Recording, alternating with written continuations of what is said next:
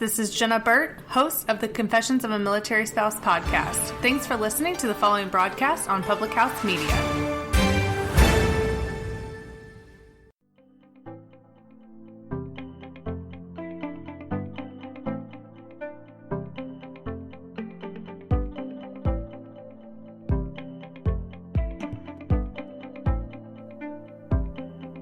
Hello, everybody. It's No Filter Friday on Public House Media, and I'm here with another guest, as promised, Spencer Melville, who is working on a hashtag #MeToo movie. Thanks for coming on. Thanks for having me. Totally. We've been trying to work this out for like weeks, and we're finally doing it. Yeah, I'm really excited to be doing this. So you guys found me an email, and they were like, hey, we're doing this movie. Let's talk about it. And I'm like, of course, you've come to the right place to talk about Me Too. It's like all we do around here on No Filter Friday. Yeah.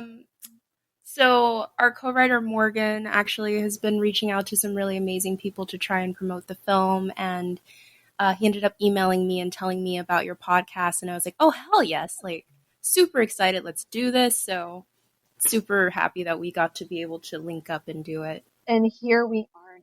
Yeah. Slaying the game. Okay, so let's talk about this movie. How did you get involved with this situation? So I've always been really passionate about this movie and about this movement. Morgan and another co-write actually came to me and asked me to direct the movie, and it was a no-brainer for me. I've been working in film since I was a little girl, and I've definitely seen my fair share of, basically ridiculousness, harassment going on, and I really wanted to, keep the voice alive for this movement, keep it going, and so when they asked me, I was just like, let's do it. I'm down. Absolutely. I feel like that's a story of my life as well. It's like people call me up, and I'm like, yeah, sure, whatever, let's do it. I've got the time. Is there a fruit basket involved? Wonderful. Exactly, I'll be there. Get it on. Totally. So, tell me about who you're working on this with. Like, who else is involved? Who are the key players here? Okay, so first off, Morgan, our co-write, Morgan Hamilton Lee. He co-wrote it. He'll also be making a cameo appearance in the movie. He definitely wanted to be a part of this film. He, has a passion for this movement as well. And our other co-write, Shauna Koronsky, she's amazing. Her goals are to, push this movement forward, as well as being a voice for the LGBTQ plus community. And a lot of our actors that have come on have shared their stories, are advocates. They are really excited to share this story. So we're all really excited to be a part of this project because it's so much bigger than any of us individually, Oh, absolutely. It's like a whole, it's, and I have a feeling it's going to be a genre too, because I've had a few others, email me, mm-hmm. and just the close friends of mine too, that I work with on the regular, they're kind of, there's a big, like the wagons are circling on making different films that are kind of, about this situation or influenced, story-wise influenced by this situation. Right, because... sorry, continue.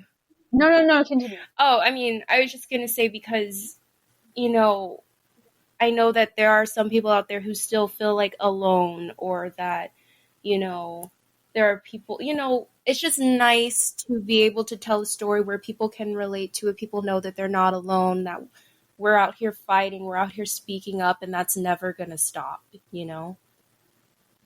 Absolutely. Like the people ask me like, oh, well, how is Me Too going to come to an end? And like, it's not. This is the world that we live in now. Like the freak doesn't go back in the cage, right. Like they've we've released it and it's not going back. Right. So this is the world that we're going to live in from now on. And I hope it's just getting bigger.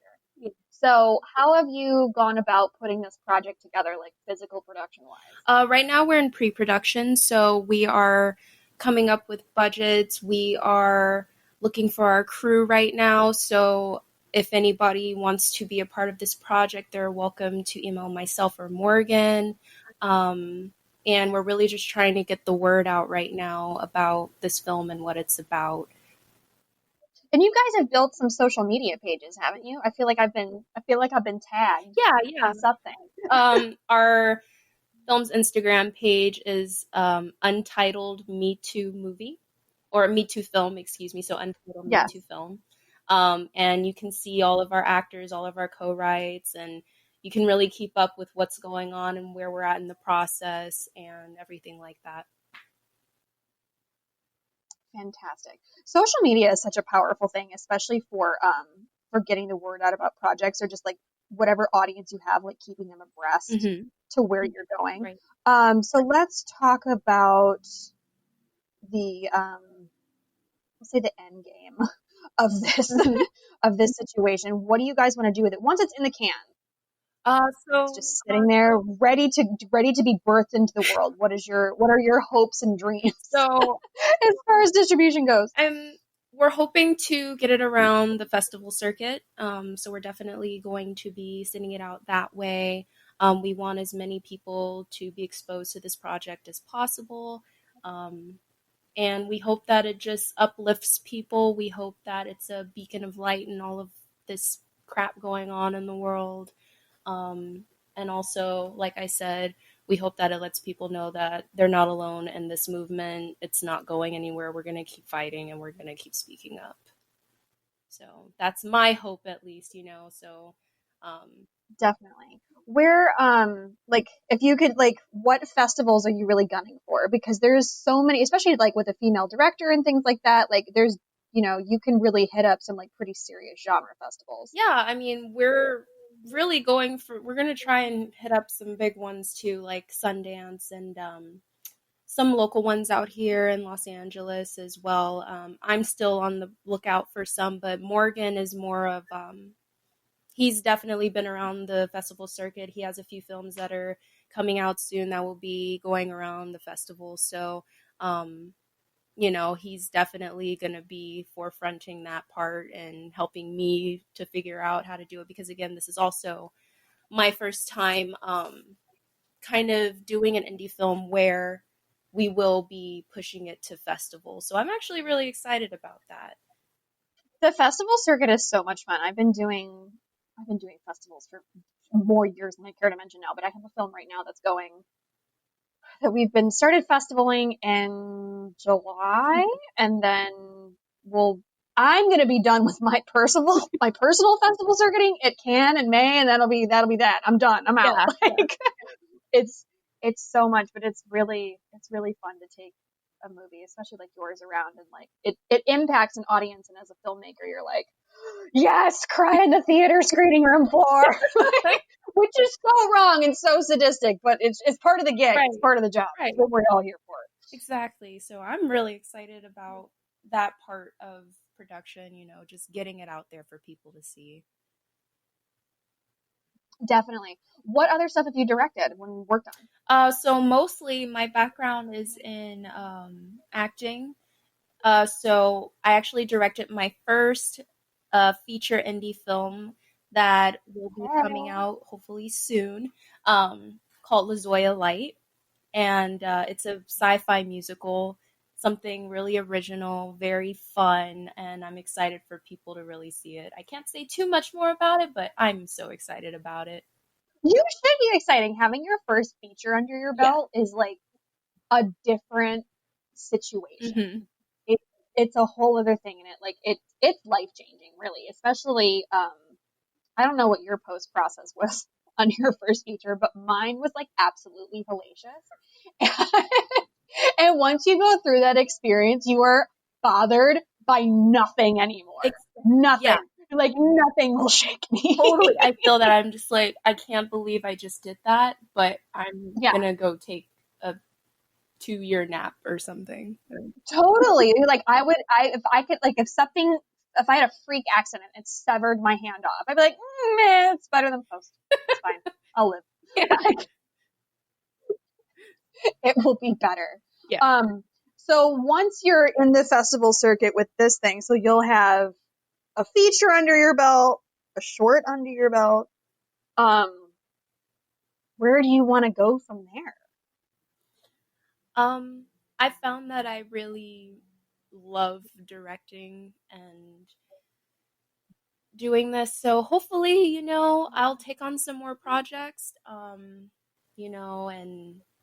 just keep having fun doing it. I know that it can be kind of taxing to, be a part of this industry, but it's very rewarding, especially when you get to tell the kind of stories that people are telling, like this Me Too movie and feel-good movies, like sci-fi musicals. Like I've never heard of I've never heard of a sci-fi musical. So it really it's rewarding, and I hope that I continue to be able to I'm do sure it. they're out there somewhere. Yeah, it's a very interesting line of work, and I don't, in my case anyway, I certainly didn't choose that path. Like it chose me. Like it's just it's part of your being. It has to come out of you, right, as a person. Like I always say that like film, TV, whatever, like it's like the closest technology we have to seeing inside someone's brain. Mm-hmm. Like what's really kicking around in there, and like developing a style and an aesthetic and like what your jam is and like all that. Yeah, and you really all meet that some great people and build some great connections. It's like, it's amazing. That's the best thing I it can is. say. It's amazing. That's true. I will say that I think that's what my favorite part of it is like the people that you meet. And the thing is too is like when you work on this stuff, you're talking about 12, 14, 15, 16-hour days. Like you're spending more time with these people than you do, with like the closest people that you would have in your life. Yeah. And once you put that together, like you can't come back from it. You can't live without it. Like I had to, this project that I worked on in December, I didn't get my normal makeup artist, and I was like so upset. Like everything was falling apart, and like regular old production fires burning around me. Like I didn't get the makeup artist that I wanted. I was like mentally and emotionally affected by it. Yeah, it's like I trust this person. They're like family. I want them to be a part of this. Yeah, I'm like, how do I go? How do I go without How do I go on? Yeah, seriously, it was so dramatic. Like I should be ashamed of myself, but I'm not. I'm not at all. I'm like, how do I live? It was not becoming, but it happened.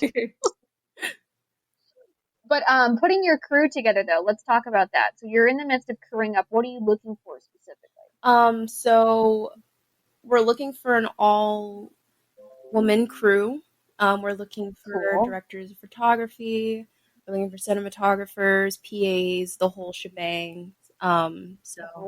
Yeah, we're really going for it right now, trying to find these people. And a lot of people have actually been coming to us on Instagram, and we've been seeing a few prospects on Instagram as well. So, we're just looking for an all-woman crew to really get this done. Do you, what positions do you have filled currently? Right now, none. None yet. You've got writers and a director. That's not none. Yeah, that's true. And then we have our actors, and we're really trying to find a special group of people to work on this film with us, and I'm excited to continue to talk and meet with more people and see what we come up with. Totally. So you need a lady camera department, right? Lady sound department, lady G&E. Here's some good lady G&Es out there. My regular guy had another thing, so I had a replacement G&E lady. She was Japanese. She was super cool, and she's like, "Okay, I gotta go. I'm like working on Justin Bieber's documentary." Like, okay, bye. Yeah, just so nonchalant. So nonchalant. I've heard through the grapevine that lady G&E get they kind of get, if they're good, they kind of get sucked up into the vortex and hidden away. Like, no, they're ours. We're keeping them. Which is good. And then so lady hair, makeup, and wardrobe. That's easy enough. And then a lady post production team. So, editors and everything. Female editor, female colorist, sound design, all that stuff. Oh my goodness. Well, good luck to you Thank you so much. on your Me Too journey. Thanks for coming on the show. Where can give a shout out to your social media pages so people can follow you. Yeah, so the film's Instagram page again is Untitled Me Too Film, and my social media is at Spencer Melville. And also, if you want to follow Morgan and Shauna, Morgan's is Tricky Ink Productions, and Shauna's is Shauna Kowalski. Awesome. Well, that is enough No Filter Friday. It was kind of like we kind of just did like a No Filter Friday hashtag Female Filmmaker Friday crossover. Yeah, It was kind of we kind of crushed it. best thing ever. Okay. So I will see you all next week for another hashtag No Filter Friday on Public House Media. Check out some other shows on the network, like Your Life Matters and Choose to Rise, and some other fun shows like CJ and Sal. Bye, bye, bye, bye, bye, bye, bye.